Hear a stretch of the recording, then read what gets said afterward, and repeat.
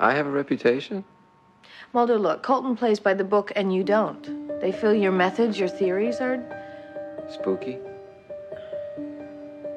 Do you think I'm spooky?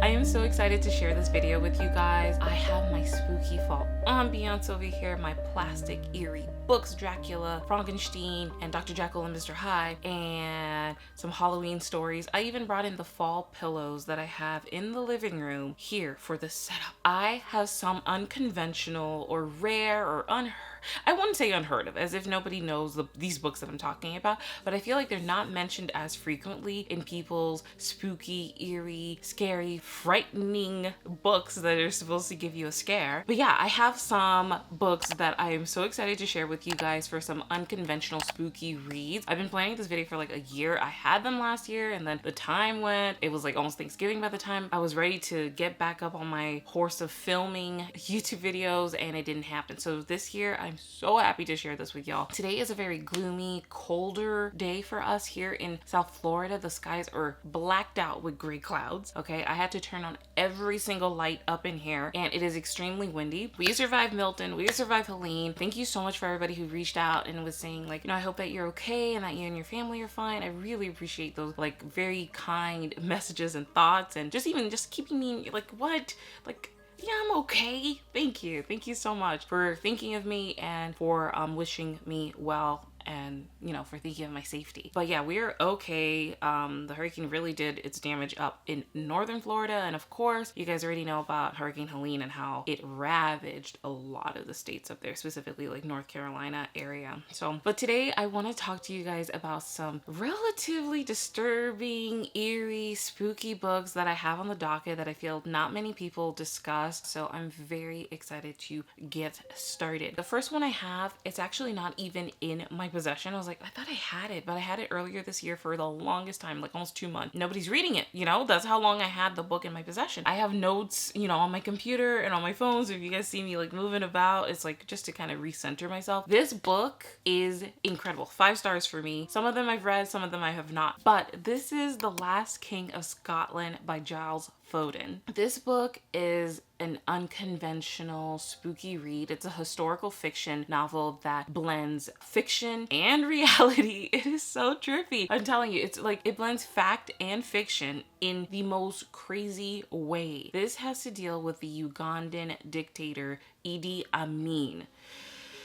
Let me have to take a deep breath. Where I first heard about this book was in high school, I think 9th grade. I didn't even actually, no. I didn't even know it was a book. It was the movie that we watched with Forrest Whitaker, Kerry Washington, I think Gillian Anderson, Scully. She's in it as well. And of course, besides Forrest Whitaker, the main guy is Tumnus. Who plays Tumnus again? Now you see me, now you don't. Hear no evil, speak no evil. Glass. Oh my gosh, why am I having such a hard time? Tumnus is played by... Oh my god. Oh, yeah, the guy who plays in X-Men, James McAvoy. Yes, I got it. I got it. It was like, and it took me like 2 seconds, guys. Hello. But anyway, yeah, this movie was so scary and frightening. It's one of those that you're just like, you're patting your knee is like going like this. You're like this the whole time you're just in class. It's just like, you know, like just shaking from how scary this dictator is. The performances were so good. And our teacher, she ended up saying, if anybody wants to step out of the room for this particular scene. So I still don't have a scene of that movie in my head after a long time. Yeah, she was like, if anybody wants to step out of the room, you may. And like maybe 6 or 7 girls, including me, got myself up, and they watched whatever the heck it was that they watched. And I was like, thank God I don't have to endure this. But oh my gosh, it was just such a frightening, scary film. It makes you extremely grateful, the book as well, it makes you extremely grateful for what you have. Living in like a safe place, a safe country, a safe atmosphere, not a war zone. So it just kind of like gives you perspective. It is such a heart palpitating, like like,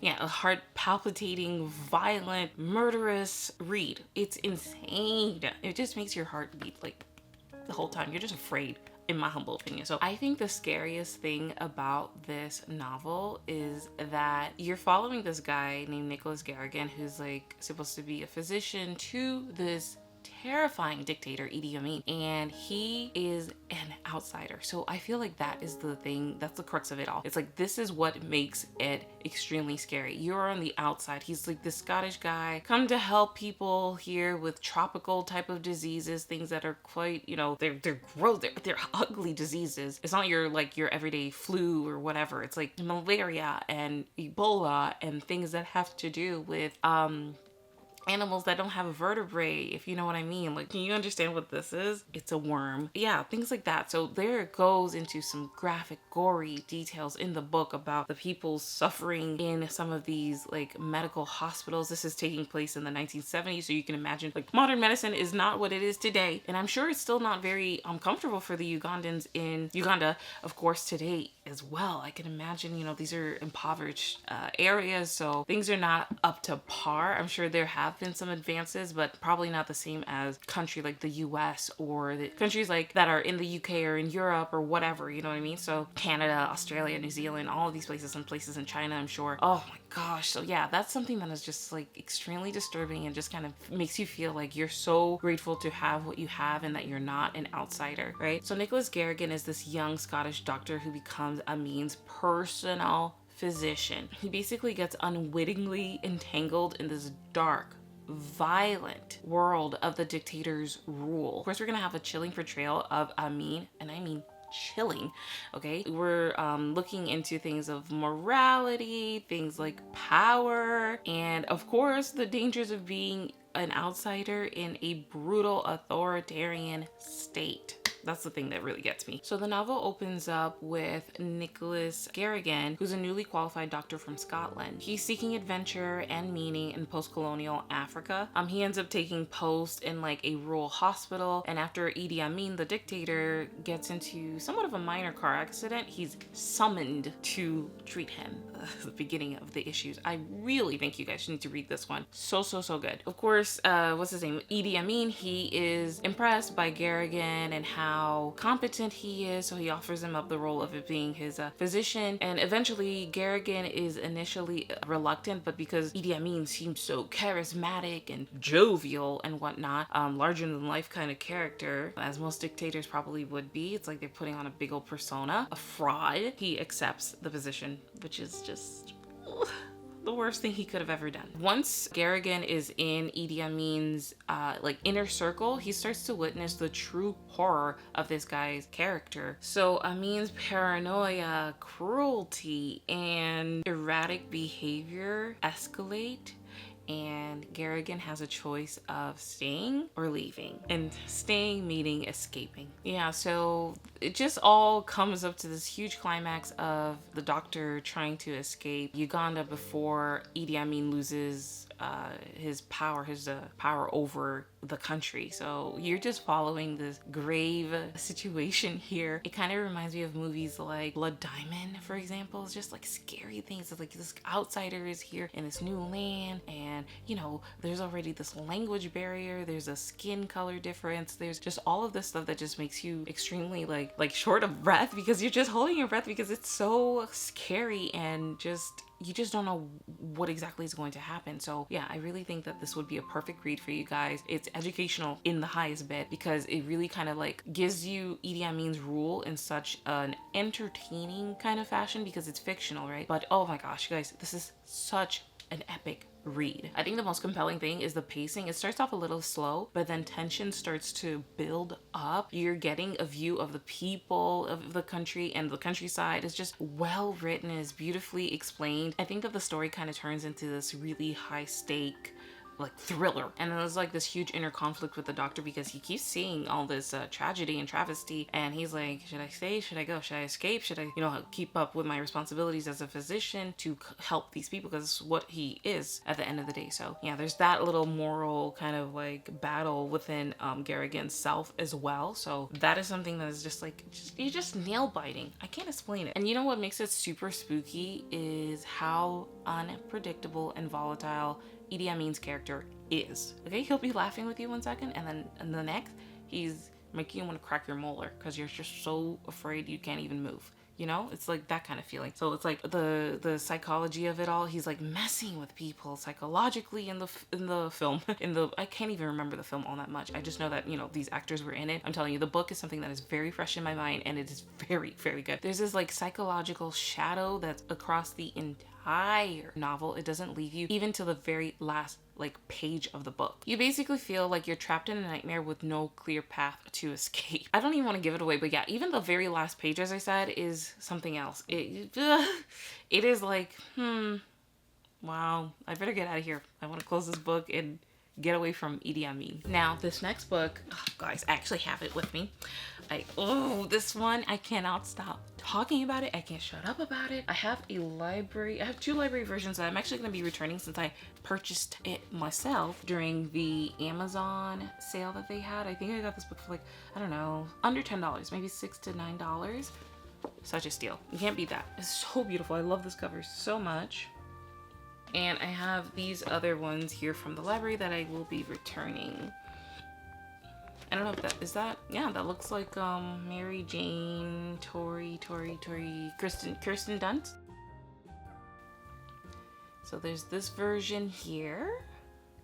And then I also have this one here from the library. They're all so beautiful, but I really love the coloring of this one with the 5 roses for the 5 Lisbon sisters. So, this book is incredible, guys. I know it seems like, with the word like suicide, it is something that many people may or may not want to touch because it's such a triggering type of thing, and understandably so. I couldn't believe that I actually picked this up because, as I said, I have sisters myself, and I was like, will this really harm me? Because I typically don't like reading books that have deaths of sisters. I can never say those words. Deaths of sisters or deaths of mothers, because I'm super close to my family, and yeah, and those are things that I don't like to necessarily read about, but I can't stop talking about this book. I love it so much. Jeffrey Eugenides, he did his thing. Yeah, so it's like this haunting and poetic novel that dives into the mysterious and eerie death of the 5 Lisbon sisters, and their deaths shock their suburban Michigan neighborhood in the 1970s. It's just so good. It's like, again, very much so. I was saying in a previous video that it has a very tater-tot Napoleon Dynamite buzzing, unstimulating, suffocating feeling to it, because it's like that suburbia mundaneness that comes across in a lot of America, like little small enclaves of America. I feel it's like one horse town. Not much is going on here. It's just people go to work, people go to school, people go to church, and it's just like super, just like nothing is going on here. So it has this like very unstimulating and suffocating feeling about it, you know? So yeah, I think that's why I kept saying like Napoleon Dynamite, tater tot kind of lifestyle. Because if you've ever seen the movie Napoleon Dynamite, it's like literally, it's so boring, but it's so perfectly entertaining too, you know? So this is what this book is about. Yeah, so this book is about grief. It's about a little bit of faith in there too, for sure. The neighborhood boys who are now adults, they're recollecting and telling the story of the Lisbon sisters, and you know, how you kind of just don't know people as much as you think you do. So it's kind of like this unpredictable thing that has happened in their community. It's like, who would have thought that these girls, these perfect, beautiful, innocent, sweet girls would have taken their lives? Yeah, if you like things like youth and adolescence, things like isolation, I think this book would be quite perfect for you, and you can see why I would have chosen it for a video like this. So I'm gonna have to take a look at their names. I don't think they have them down here. No, they don't. Okay, so Cecilia, the Lisbon sisters, the names are Cecilia, Lux, Bonnie, Mary, and Therese. They're all raised in this very strict Catholic household, and their mother is the one who's extremely protective and rigid, Mrs. Lisbon, and their father is a little bit more like, you know, passive, a bit meek. He's the high school teacher. You can see like the differences in the parents right away when you read the novel. So good. Oh, 5 stars. I'm gonna give this one 5 stars for sure. The beginning of the story starts with the youngest daughter, Cecilia, and how she ends her life. And this kind of like, of course, sets the tone for the entire novel, for the rest of the novel. You just feel this moody, dark, gray, oppressive thing about the story from here on out.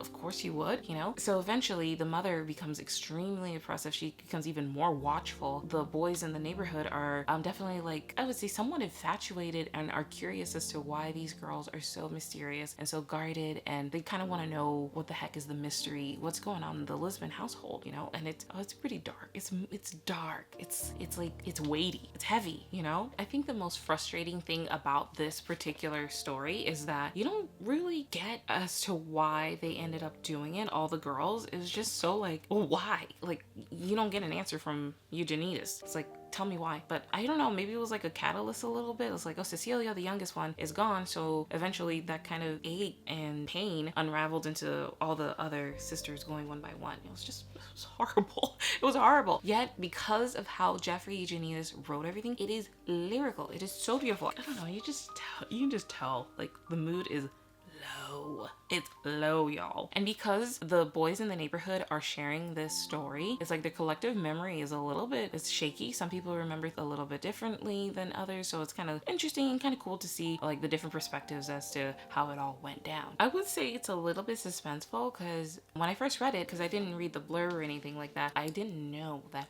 all of the daughters were going to die. Oh my gosh, guys, I had to change the battery pack, and I'm not exactly sure what I said, but I think I was saying that it was, you know, it's not a conventional spooky read because, as I was saying, like, I didn't read the back of the book, so I didn't know that they were all going to die. So that kind of like slow and, you know, methodical way of ending their existence, their lives one by one, was really like, oh my gosh, this is crazy, like surprise after surprise after, and that's 5 times. Yeah, the book doesn't necessarily have any like supernatural element or traditional horror tropes that would like unsettle a reader. The horror comes in from the Lisbon sisters' atmosphere, the unknowing of the suburban life that they are living in, you know what I mean? It's like their suffocating atmosphere of their suburban life is really what is like the horror element of the story. So the real terror of the novel is like existential. It leaves us as the readers in the unknown because you never know, you're not sure of the meaning of their death, and it also kind of leaves the characters in the book in the dark as well because they're trying to figure out what the heck is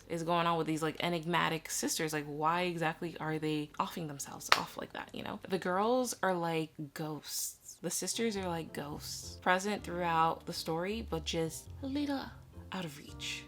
Yeah, their motivations are just shrouded in mystery, and that's the most frustrating thing. You go through this entire book and you just don't know exactly why, you know. And I can't wait to watch the movie done by Sofia Coppola. Alrighty, so I think that's enough of the Virgin Suicides. Next book. This book I do have with me. It is called Deep Water by Patricia Highsmith. Oh, another banger, guys. It is so good. Oh my gosh, entertaining. I ended up watching the movie as well with Ben Affleck and Ana de Armas. I think she was in James Bond, like the later James Bond, maybe the last couple ones. I don't know. And she was also in a movie on Netflix possibly that has to deal with like Marilyn Monroe. And of course, if you guys know Ben Affleck, he's kind of like a Gone Girl dude. Batman has had a lot of movies. Anyway, so this book, so good. It's kind of like Gone Girl in essence, which is why I would imagine they chose Ben Affleck to come and play the husband role in this particular story. We're dealing, again, this is like a psychological thriller, this novel. It delves into marriage, it delves into human psyche and desire. Yeah, this is a bat crap crazy novel about this couple, Vic and Melinda Van Allen, and how they have a loveless marriage. These people have such a toxic relationship that it leads to murder and manipulation. I mean, if you look at this cover, it's very interesting. You can see kind of like this scene that happens in the book and inside the movie as well, where somebody is holding somebody down in a pool. They are drowning them. And it is so unpleasant reading about it, especially. And when I saw the movie, it was well done. Like, the movie I think was very well done too. Yeah, our protagonist definitely has like a twisted mind. You're kind of led down the drain into their moral decay, into how dark and ambiguous these characters are. There was a moment where I was like, oh yeah, maybe the movie did it a little differently than the book, but no, it's pretty accurate and insane. Well, actually, the movie has an ending that's different than the book. I will say that. Actually, when I was thinking about it, I was like, what are you saying? I won't give it away, but something crazy happens in the end. It was like, whoa, well done. It's dark, there's a lot of tension, there's suspense, and these people are like deeply troubled. So the novel follows Vic Van Allen, who is a seemingly mild-mannered man living in a small town with his beautiful but unfaithful wife, Melinda. Yeah, as I was saying, their marriage is deeply troubled. Melinda isn't openly involved with other men, and she kind of like rubs it in Vic's face. He tolerates those affairs though.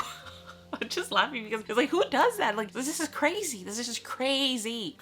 Yeah, and you know what exactly happens? He's harboring resentment and anger. And what do you think is going to happen? What do you guys think is going to happen? I'm not going to say anything, but what do y'all think is going to happen? Basically, in an attempt, guys, to maintain a facade of control over their relationship, Vic begins to start spreading rumors that he has murdered one of Melinda's previous lovers, a man who has, you know, mysteriously disappeared. At first, these claims are like dismissed and whatnot. People are thinking that they are jokes, but what kind of is starting to unravel is how erratic Vic is starting to become and behaves. When one of Melinda's lovers is found dead, Vic's paranoia intensifies. Of course, he's denying that he has anything to do with it, but Melinda and the community are starting to suspect that he is truly capable of violence. So the words that are coming to me right now are repression and madness. It just kind of shows, oh my gosh, I'm just thinking of Will Smith clocking Chris Rock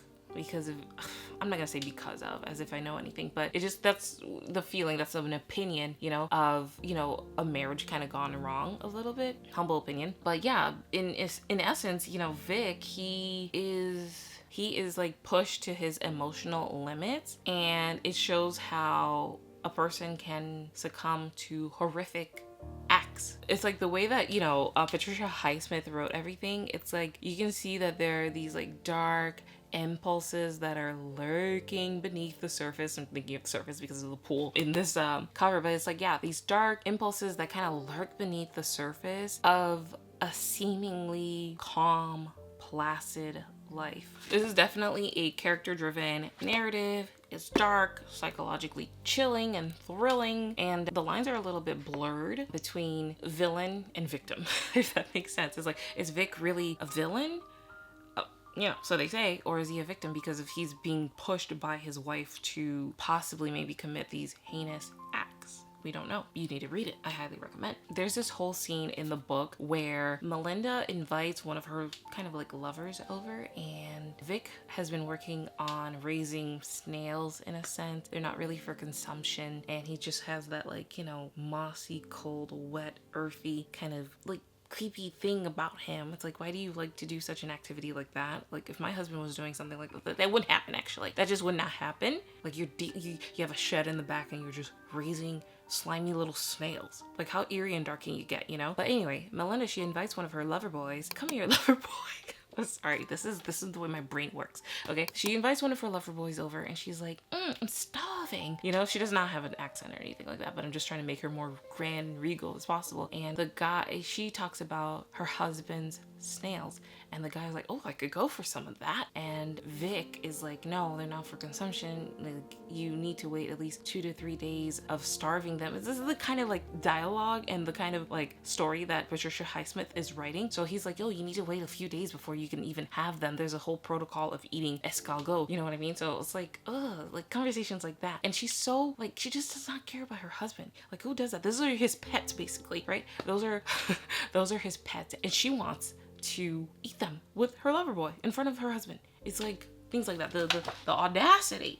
Yeah, I thought that was so great. Like, listen to this super fast. I'm gonna read it so fast. Cameron, who's the lover boy, okay, heaved himself up from the sofa and announced that he was going to take a look in the kitchen. Like, excuse me? Like, I don't like when people do that. Rummaging in your home. Like, excuse me. In a few minutes, he came out again, grinning. Say, Vic, how about me getting 2 or 3 dozen of your snails? I know a plain butter and garlic sauce that you can't beat anywhere. Ah, a child could make it and it tastes as good as New Orleans. He slammed his palms together and rubbed them. Do you want me to get them or shall I? Melinda said I ought to ask you first. The snails are not for eating, Vic said. That's the Ben Affleck character. Cameron's face fell a little. Oh, well, what the hell are they for? He asked, laughing. Melinda said, I don't use them for anything. They are useless. Like, like, you know what I mean? Like, oh my gosh. That is just like, that's a good question, Cameron. What are the snails for? He's weird. He's cuckoo, okay? He says, I don't use them for anything. They are useless, Vic said, spitting the words out with a particular bitterness. Melinda came out of the kitchen. What's the matter with having a few snails? Brian wants some, and Tony says he can fix them. Let's have a real gala dinner. I hate people like that. It's like, woo! It's like you're crazy. You're full of life, but you don't care about anybody else but yourself. Selfish. She made a sweep with the cooking spoon, turned around almost into Cameron's arms, and patted his cheek. Vic glanced at Brian, who had followed Melinda out of the kitchen. I just told Tony the snails aren't for eating, Vic said. Go out and get some, Tony, Melinda said. She was on the way to being drunk. Tony made a start and stopped staring at Vic. The snails are not for eating, Vic said. Look, I didn't say I wanted the snails, Brian began awkwardly, not quite addressing either Melinda or Vic. I mean, I didn't say that. They ought to taste good. They're so well fed. Steak and carrots and Boston lettuce. Go out and get some, Tony. And then Melinda nearly fell in the swinging door. She pushed it to go back into the kitchen. Tony was staring at him like a stupid animal, like a dog that wasn't quite sure of the signal, his thick body poised to move. How about it, Vic? You won't even miss 3 dozen. Like, I said no. I said no. Vic had clenched his hands into fists, and he knew that Brian had noticed his hands, and he kept them clenched. You can't eat snails right away, you know, he said in a suddenly light and almost smiling tone. You have to starve them for 2 days so that they're clean. Mine have all been eating. I suppose you know that. Oh, Cameron said, shifting his weight back evenly on his big feet. Well, that's too bad. Yes, it is, said Vic. He glanced at Brian. Anyway, yeah. So this is the kind of thing, it's like, oh, like creepy, so creepy. I think she has a gift for the psychological suspense that is on full display as you're going inside and out of Vic's thoughts, his inner monologues, how he views things, what he thinks of his wife, like every single conversation that he has with Melinda, his wife, or the people in the town has this menacing undertone. It's like passive aggressive, but even scarier. And again, just like virgin suicide, it's like we're dealing with a suburban life and, you know, appearances are everything, right? And the truth is often buried in like layers of repression and deceit. So it's not everything is as it seems. So I think that's really a good place to have a setting for a novel, is like suburban neighborhoods. Like, what the heck is going on in suburbia life, you know? So it's like everything is not as it seems. It's like, it seems like it's an idyllic town, an idyllic marriage. Idyllic? I don't know if I'm saying that word right. Idyllic, you know, at the end of the day, it's like a big fat pressure cooker for Vic's growing madness. Like, it's a disaster is waiting to happen, you know? Yeah, it's like these people are always appearing to be quite normal and even likable, but it has like this horrible thing where it's like this marriage and there's jealousy and there's repression and there's madness, and you can't even believe that they are capable of these like horrifying acts. It is this like complete creeping sense of dread in the story that follows this married couple, and you're starting to like unearth things about this character that just makes you want to take a few steps back.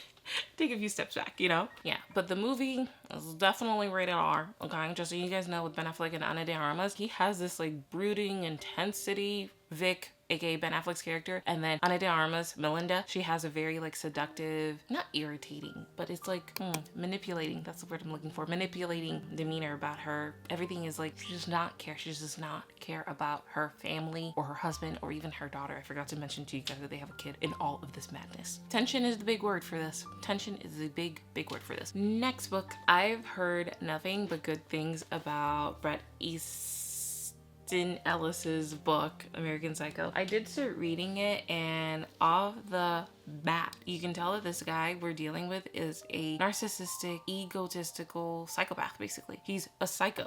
Yeah, American Psycho. Hello. But yeah, this one is one for the books. I have not watched the movie. I can't wait to see it. I don't know if I'll do it this October, maybe next year, but it's one that I will definitely get to eventually, hopefully. I also have a version from the library. I just wanted to show you guys the cover for this. Again, American Psycho, shocking and brutal. It is just so brutal. It's like such a dark, satirical novel that explores like all of the excesses of a 1980s yuppie, somebody who's like quite well dressed. I mean, look at this guy.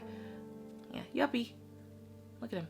I mean, I don't know if he's like in the stock exchange market, if he's a stockbroker, somebody on Wall Street or something, but he is wealthy. Patrick Bateman, right? And Bateman, Bate Hotel, Norma Bates, you know, Norman Bates, Norma Bates, Psycho by Alfred Hitchcock, if you guys know what I'm talking about. I was like, oh yeah, I guess that's why he possibly named his character Patrick Bateman, right? This guy, he's a wealthy New York investment banker who basically is a violent, psychopathic serial killer.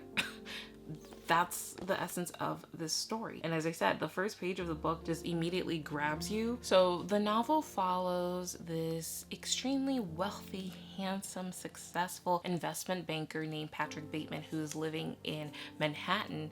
And, you know, on the surface, Bateman is living that really luxe embodiment of the corporate 1980s elite, if you know what I mean. It's like, you just tell the minute you just start watching any clips of this movie, you would totally feel that vibe, that atmosphere of it. He's completely obsessed with wealth, status, and appearances, of course. So he spends his days working in Wall Street and his nights frequenting upscale, high-end bars, nightclubs, and restaurants with his very shallow buddies and friends. It's funny how it's like he has these interactions with these people, yet he's this cold, dark, sadistic murderer.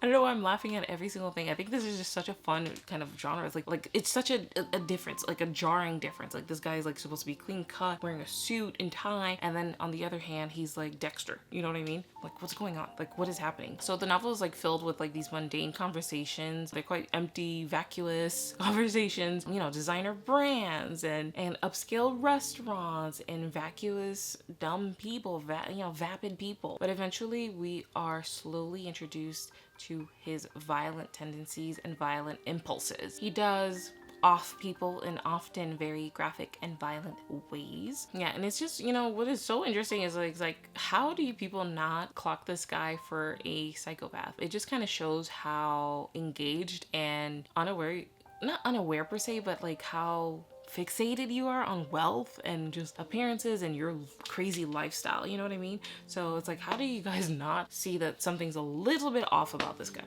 I know that the novel is pretty funny. It is definitely one that has been quite controversial, so take it with take that with a grain of salt, if you will. But it is definitely popular, so if you guys do want to pick this one up, I recommend you do. And let me know if you have read this, because I'm curious to know if, you know, a lot of people have read this or not. I'm trying to think as to why I would want to put this book into Unconventional Spooky Reads. I think not only because, you know, obviously this guy's extremely violent and it's kind of gory and graphic-y, though it's quite graphic the way that he ends up killing people. But I think that what is like truly crazy is the excessive greed that these people probably have. It's like, I'm trying to think of like Wolf of Wall Street, even that could have, if there was ever a book, which I don't know, I'd have to research that. It's like that is part of like how disturbing this kind of life is. It's like you're so insulated into like the wealth and the money and the girls and the booze and that kind of lifestyle. Is like that's scary to me. I think that's scary. You're so you're out of touch. You're not really grounded. You're not aware of other people's feelings, and like you're so like your status is so elevated that you're just completely unaware that this guy is like, you know, getting rid of people left and right here. You know what I mean? So yeah, I think that is really why I wanted to put this into the Unconventional Spooky Reads list. You know, it has to deal with a lot of like materialism, you're dealing with capitalism, of course, and how that can go quite dark if it's left unchecked.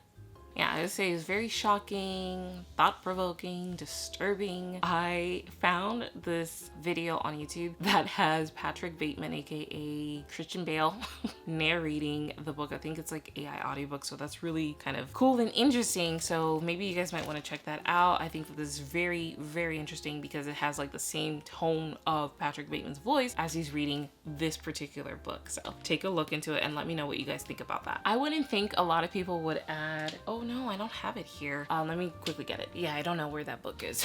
But yeah, The Marsh Girl, Where the Crawdads Sings by Delia Owens. I'm gonna go super quick into this because I just did a video on it for my August wrap up that was like a couple months ago that I read that book. But yeah, guys, so I think that this is such a great novel to add to this list because again, it's like a summer read, but I think it's really eerie and unassuming and unsuspecting how dark and spooky this book really is. It's kind of scary actually. The whole time I was like, what's happening? I'm like, my anxiety is going up a little bit when dealing with the Marsh Girl. So in essence, the story begins in like 1952 where this young girl, the 6-year-old girl named Kaya Clark, I think. Kaya Clark is left and is abandoned. She's left alone in the swamps and marshes of North Carolina. One by one, her family just abandons her. It's so sad. Oh my God, it's so sad. She basically learns how to survive on her own and she becomes the Marsh Girl. She's dubbed the Marsh Girl by her town. Yeah, she's like quite misunderstood and is an outcast of the community. And of course, despite her isolation, she's quite resilient, she's quite intelligent. She ends up making a whole compendium of the marsh and is just quite wise. She knows how to survive. She's a survivor. The compendium has to deal with the different things of the marsh. So plants and animals that pertain to the marsh, she kind of like collects them, draws them, writes about them, and just studies them. It's like a whole conservation effort. It's so beautiful. I love the book. It's so well done. So of course, parallel to this crazy story of abandonment of this young girl, there's a murder going, like there's a murder plot, murder mystery going on in the town where this guy named Chase Andrews has come up dead and everybody's wondering if Miss Marsh Girl has done it. And we kind of get an answer, but not really. It's kind of left up to the reader. It's kind of very clear in my opinion, but I don't know. Depending on, you know, anything can be quite ambiguous if you spin it just right. But yeah, we get an answer towards the very like last page of the book, which is insane. It's insane. But yeah, we're kind of following the story of uncovering who murdered Chase Andrews, like how exactly did his downfall come. Chase Andrews is like the local, I don't want to say frat, but like somewhat of a fratty, like jerky town boy. He ends up having a relationship with Kaya. In the story, we're following these kind of like two different narratives where there's this one boy named Tate who's like kind-hearted. He teaches Kaya how to read, and Chase Andrews who's a little bit, he ends up with Kaya to some extent, yet he has some dark motives, you know, as to why he is with her. He kind of wants to get one thing from this young lady. Yeah, so super suspenseful, super intriguing. We have like a whole courtroom drama. It's a lot of things. It's like, it's a bunch of things all rolled into one novel. I highly suggest you guys check out that August reading wrap up because I go into a little bit of detail there specifically about this book. But yeah, this is like a big time story about survival, resilience. It's an emotional type of read, and because of the murder mystery in it, I think that it'd be perfect for this time of the year as well. Okay, talking about horror fiction or horror literature, The Call of Cthulhu, I think that's how you say it, by H.P. Lovecraft. Oh my gosh, guys, this is such a good one too. Yeah, Where the Crawdads Sing, another great read. But yeah, The Call of Cthulhu, look at this. Yeah, so it's like another huge iconic piece of weird fiction, horror literature. This was published in like 1926, I think. It's like a short story, by the way, so don't be fooled by this thickness of this book. It's like super short. Yeah, it was like published in like Weird Tales in like 1928, kind of portrayed as like cosmic horror. I'm not exactly sure what that means, but that's what I've read before. Oh, here it is. It's pretty short. This is it. This is what you're looking at here. Isn't that crazy? So that's The Call of Cthulhu. Super short story. You can read that in a day and be done with it. Oh my god, the feeling of this book feels like sandpaper a little bit. Yeah, so beautiful, so nice. H.P. Lovecraft. So let me just read to you guys a little bit about The Call of Cthulhu. So the story unfolds through a series of interconnected accounts, journals, and newspaper clippings, all compiled by the narrator Francis Wayland Thurston. Thurston has inherited the research notes of his late grand uncle, Professor George Gamel Angle, an expert in ancient languages and mythology. Angle has been investigating a strange recurring symbol and the disturbing related dreams reported by individuals around the world. This leads him to discover the existence of an ancient cult that worships a monstrous entity called Cthulhu, a godlike being who lies dormant beneath the ocean in the lost city of Rayleigh. Sorry, well, I can't pronounce things right. So the narrative is divided into 3 parts. The first is the horror in the clay. It details how a strange bas-relief sculpture depicting a monstrous figure triggered a series of unsettling dreams among sensitive individuals. In the second part, the tale of the Inspector Legrasse, Thurston recounts the experiences of a New Orleans police officer. So it's like all these people are just like telling their account about Cthulhu. Okay, it's just so cool. It's so cool. I loved it. I was like a little bit like, oh, why does this sound kind of real, you know? But yeah. So Thurston recounts the experiences of a New Orleans police officer, Legrasse, who had stumbled upon a primitive ritual conducted by members of a secret cult worshipping Cthulhu. The final section, The Madness from the Sea, centers on the horrifying account of a Norwegian sailor, Gustav Johansen, whose crew stumbled upon the risen city of Rayleigh, where they encountered the terrifying being Cthulhu himself. And it was not pretty. As Thurston digs deeper into this grand uncle's notes, he begins to suspect that the awakening of Cthulhu could spell doom for humanity, and as the ancient being represents a threat far beyond human understanding. So it's definitely like a must read for people who like horror. It seems like this is what Lovecraft really does quite well. He's a master at creating this like dread and like suggestive atmosphere. It just keeps you on your toes the entire time. I really enjoyed it. Not only because of how short it was, but just how like I was like, oh, you're weaving a very interesting story. It kind of felt a little bit like the Twilight Zone, like the old one. Yeah, it kind of felt like that to me. I think that's the best way to describe it. It's like extremely fascinating, very cosmic. I love the mythology aspect of it. It's horridly vivid, and I just think that's such a great tale to read, and I think a lot of like young readers can enjoy that one as well, you know? Quite entertaining, and it kind of dips into like a fear of this, I don't know if Leviathan is the right word or the Kraken, but it's just this creepy thing here. I mean, look at it, you know? Yeah, it's just that it's like, it's not, I think this is the most spooky thing about it is like, oh, we're not all that significant as humans. You know, the way that Lovecraft writes it, we're not so significant. We are more so like, I don't know, it's more so like the realization that humans are insignificant in faces of like ancient, monstrous, incomprehensible forces. Yeah, that's it. Kind of makes you feel like quite small and vulnerable. Like I'm a little, like a puny little thing compared to what is in the vast ocean. And there's some freaky monster out there that could probably swallow us whole, you know, in a blink of an eye kind of thing. I think that if you like this, of course, check out other H.P. Lovecraft works. I know that there was one here that I looked into. It's called At the Mountains of Madness. So that one is about, once again, the kind of insignificance of humanity in the face of ancient, powerful beings. It follows an Antarctic expedition that uncovers ancient ruins and monstrous entities beneath the ice. I need to read that for December or January. That sounds so good. Perfect for the cold, spooky season, because I'm sorry, but winter's kind of creepy. It is creepy. The sun's not really there. Things are dead everywhere. It's ice. It's still. Things are preserved in the ice. So yeah, there's another one here by Lovecraft. It's called The Shadow over Innsmouth. I'm not sure if I'm saying that right. So it's another one of his famous stories, and it's a tale that explores the isolation of a small town hiding a terrible secret. It combines elements of mythological horror and human degeneration, yeah, as well as Lovecraft's fascination with forbidden knowledge. And yeah, so those are some options for you. There's also The King in Yellow by Robert W. Chambers and The Fisherman by John Langan. Yeah, so those are some that I will be checking out, because after reading the Call of Cthulhu, I was like, I need more of this. This is very cozy. It's very creepy. Kind of like, it really makes you jump out of your skin a little bit. Once again, look at that. Okay, next one. I have 2 copies here.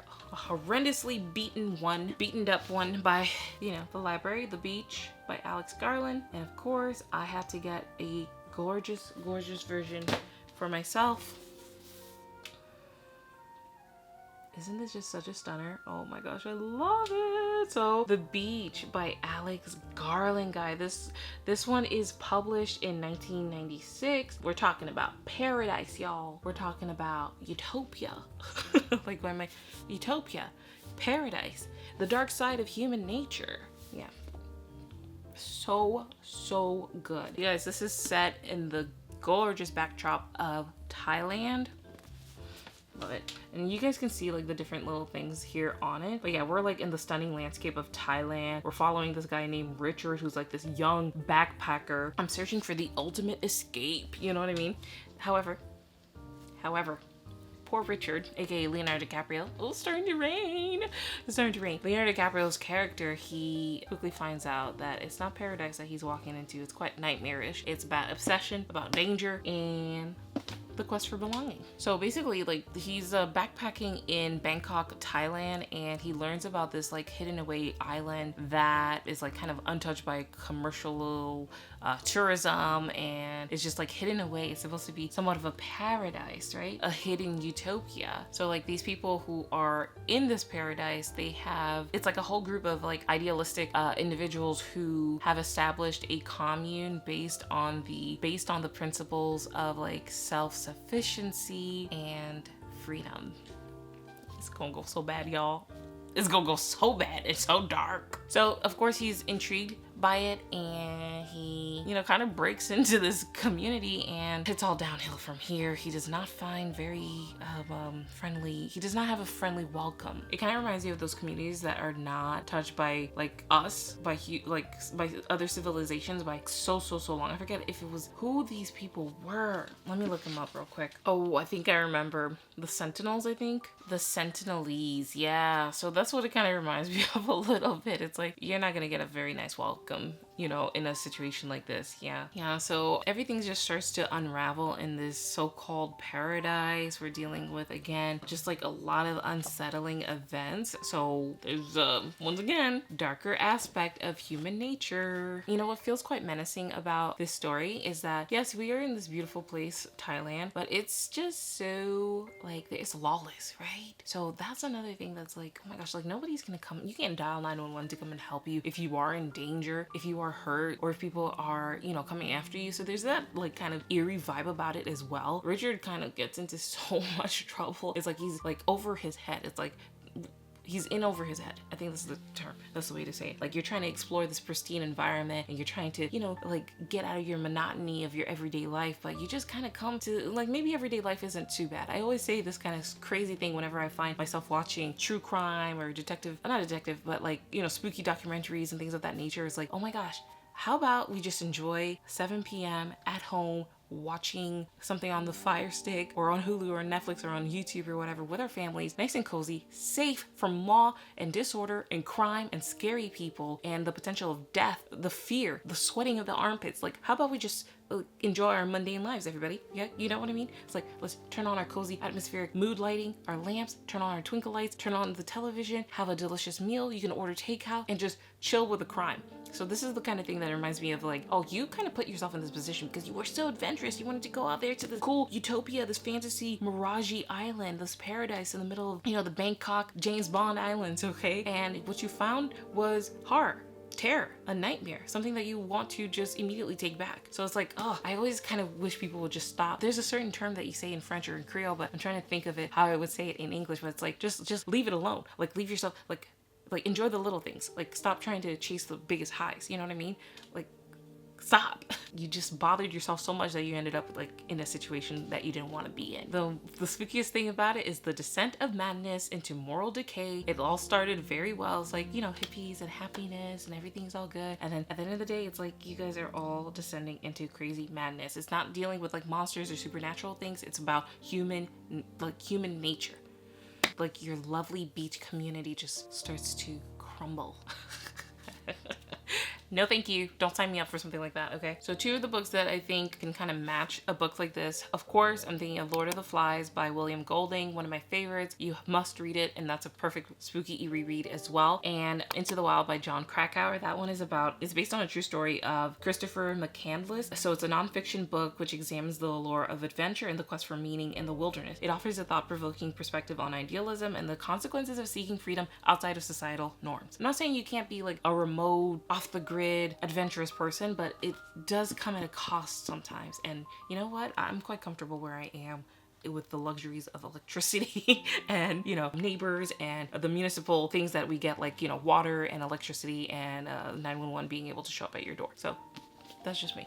Now this one is The Diary of Ellen Rimbauer, My Life at Rose Red. So yeah, this is a horror novel by Ridley Pearson. I think it was published like in 2001. So it kind of has a feel of not The Shining. What's his name? The horror guy. The one who chose all his books in the 21st century best books. Stephen King. I couldn't remember his name. Anyway, yeah, so it serves as like a prequel to Stephen King's Rose Red, which was like a miniseries that delves into the eerie and haunted history of this mansion in Washington State, guys. So this novel, it kind of like is this this fictional diary of this lady named Ellen Rimbauer, who's like the wife of the house's original owner. So the story is set in early 1900s and is framed as a personal diary of Ellen Rimbauer. She is detailing her life as she marries John Rimbauer, who's this like wealthy, ambitious man who establishes this sprawling mansion called the Rose Red. From the very beginning, Ellen senses this dark presence in this house. This house is always like shifting, guys. It kind of reminds us of the kooky house in, I don't know if it's like San Jose, but it's out in California, the Winchester Manor, I think, or the Winchester House. So basically the house has a life of its own. You know, as we go through the diary and find out exactly how this house was built, oh my gosh, backwards, how this house was built, we kind of see how crazy it is, like how grand and opulent it is, and it kind of like mirrors Ellen's inner turmoil and how complex and crazy she is. It's the same way that the house is as well. So yeah, this is a really cool one about like how this lady is like confessing her fears about her new marriage and the nightmare her life would become. It's supposed to be this intriguing journal that offers a telling portrait of a girl's blossoming into womanhood while detailing the never-ending construction. Kind of feels like that. So those things like, I don't know, what is up with those kind of like Rockefeller types where they just wanted to build into having huge estates. Kind of reminds me of the Hica Castle in New York as well. I've been there a couple times. So gorgeous, so beautiful. So they, as I said, it was never-ending construction, furnishing of the sumptuous Rimbauer mansion, a palatial home that would be the site of inexplicable tragedies for years to come. I highly recommend this, as well as the 2002 miniseries. I think it's 2002 miniseries of Rose Red. So well done, so eerie, so spooky, but nothing that no one like can stomach. It's really well done. Again, this is not one of those things that has like crazy spooky jump scares or has like these external supernatural monsters. It's more so like the oppressive nature of a weird marriage, you know, the inner turmoil, the human nature aspect of it all, the psychological deep dive that we kind of do, knowing the thoughts of this woman and, you know, what she has to say about this haunting that she basically experiences at Rose Red. It's a whole mental health kind of exploration, I can imagine, you know. If you guys enjoyed this, I think some suggestions that I could give would have to be The Haunting of Hill House by Shirley Jackson, The Shining, Stephen King, another huge kind of like, you know, hotel in Colorado, that kind of situation, and again is very closely related to Stephen King. A Mexican Gothic, I heard, is a good one to kind of pair with a book like this by Sylvia Moreno Garcia. Mexican Gothic, that one is particularly a modern Gothic novel which features a young woman who travels to a remote mansion in the Mexican countryside. That sounds so good. Only to uncover dark family secrets and supernatural forces. It combines elements of horror with rich atmospheric detail similar to Pearson's work. I don't think I have this book with me. I thought I did, but we're gonna talk about The Necrophiliac. Y'all. The Necrophiliac. So this one is the debut novel by French writer Gabrielle Whitcop, published in 1972. So this one is about, of course, death. I mean, come on, necrosis, necro, you guys should know, necromancer. It has to deal with darkness, macabre, macabre death. So it's gonna follow this necrophiliac narrator who reflects on his life, relationships, and his obsessions with corpse. I mean, I guess maybe it's not too unconventional. In the title, it just kind of gives it away, but maybe, I don't know, it is unconventional in the sense that maybe not many people have read this particular book.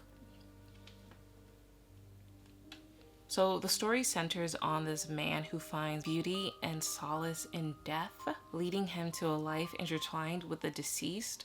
I'm just like so disgusted by that. The narrator, who remains nameless, gives us a first-hand account of his thoughts and experiences as a necrophiliac. So his obsession is not merely with physical bodies, but also with the deeper existential questions surrounding like mortality, intimacy, and the fragility of life. So think of loneliness, think of grotesqueness, think of love.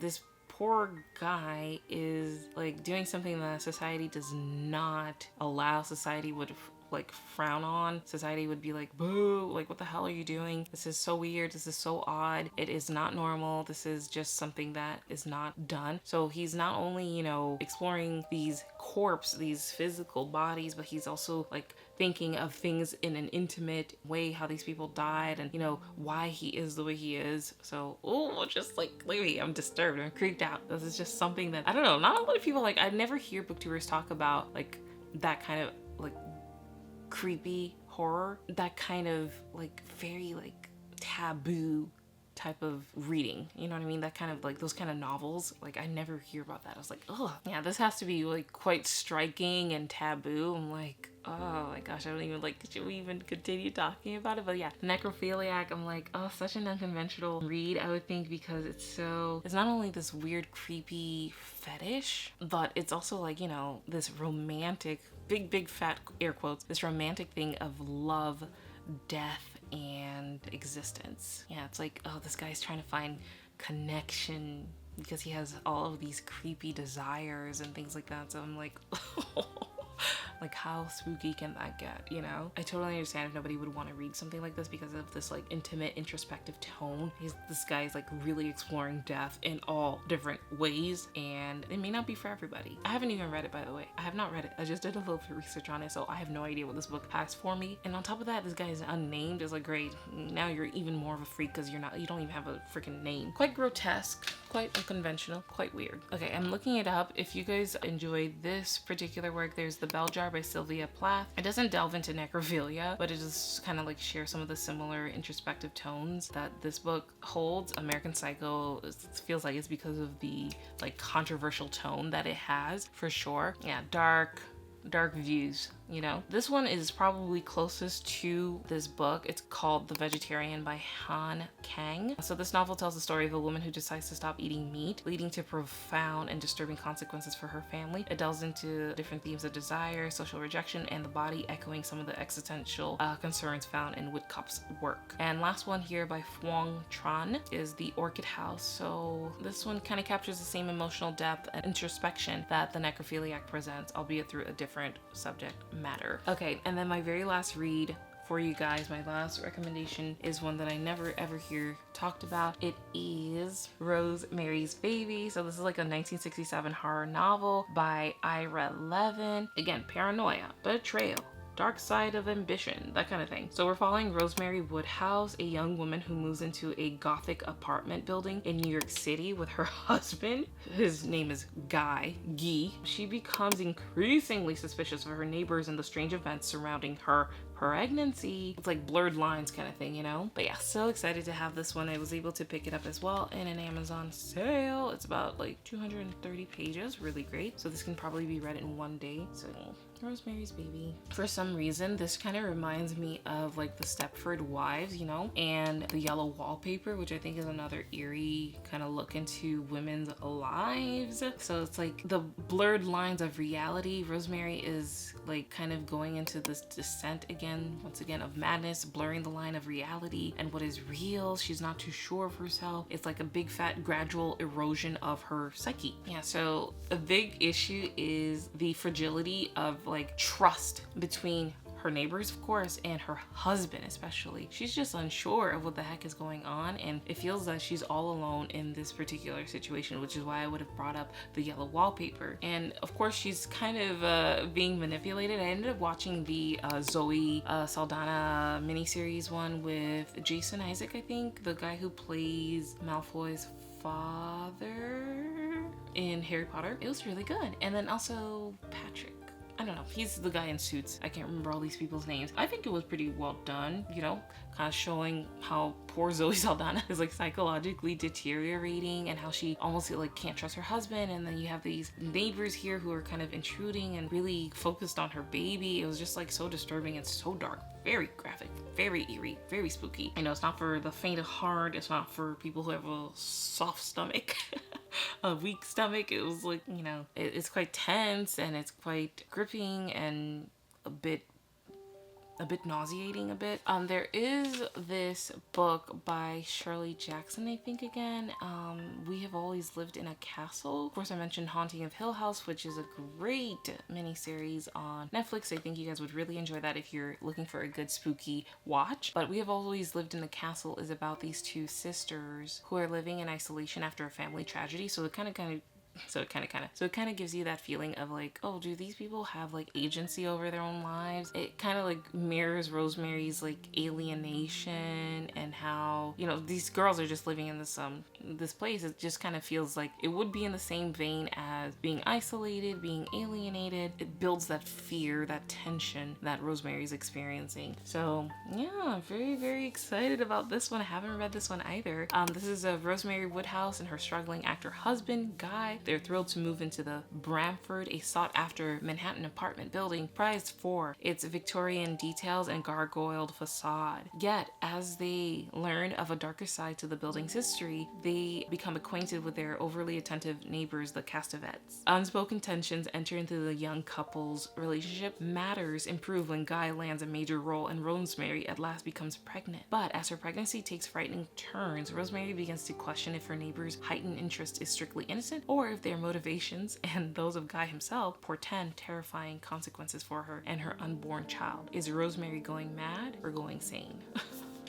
Well, I hope you guys enjoy this super long, cozy chat about some unconventional and more or less rare books that are perfect for this time of the year. I think all of these books are quite entertaining, and I think that they could possibly get you out of reading slumps if you are stuck in one right now. But yeah, let me know if you guys are going to be reading any of these books or if you've already picked them up, if you've already read them. I would love to hear your thoughts, and let me know which one I should get to first as far as the ones that I have not read yet. So excited. I think these are just quite perfect for October, for spooky month, for Halloween. These books will give you a wonderful sense of dread and horror and suspense and the feeling of being disturbed. So I think they're pretty spot on recommendations. But yeah, I want to thank you guys so much for watching. Leave me some recommendations as well for some unconventional spooky reads that you guys may have encountered. Definitely let me know if you guys are going to be picking up any of these books, or if you've already read them. I would love to hear your thoughts below. Give me some recommendations of some unconventional spooky reads that you may have. I'd really appreciate it. I'm always looking to add things to my TBR. Yeah, but I think that these books are going to be perfect for this time of the year, for October, spooky month, and Halloweeny time, because they give you this excellent sense of dread. It's psychologically disturbing, it's horror, it's suspenseful, and it's just overall something to make your skin crawl a little bit, because a lot of these are quite thought-provoking. They're not your,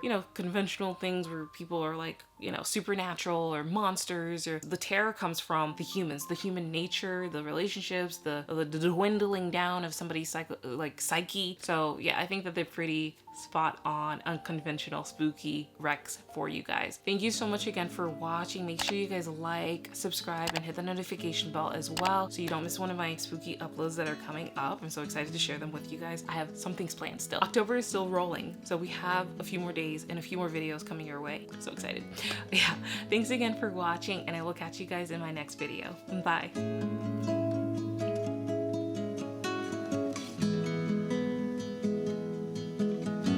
Summer is ended, the leaves are turned.